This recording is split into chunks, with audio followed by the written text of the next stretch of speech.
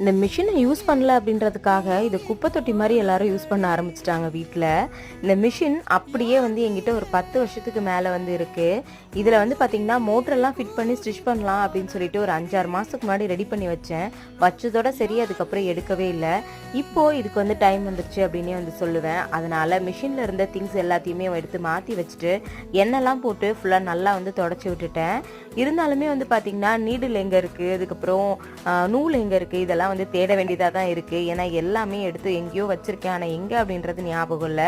சரி, மிஷினில் ஃபுல்லாக எண்ணெய்லாம் விட்டுட்டு ரெடி பண்ணி வச்சிடலாம் அப்படின்னு சொல்லிட்டு ஃபுல்லாக எண்ணெய்லாம் விட்டு மிஷினை வந்து நல்லா சுற்றி பார்த்தேன். நல்லாவே வந்து ஓடுது. இருந்தாலும் அந்த ஹோல்ஸ்குள்ளெல்லாம் எண்ணெய் விடலாம் அப்படின்னு சொல்லிட்டு ஃபுல்லாகவே எண்ணெய்லாம் விட்டுட்டு அதுக்கப்புறமா எல்லாம் ரெடி பண்ணி வச்சுருக்கேன். கண்டிப்பாக மிஷின் நல்ல கண்டிஷனில் தான் இருக்கும் அப்படின்னு நினைக்கிறேன்.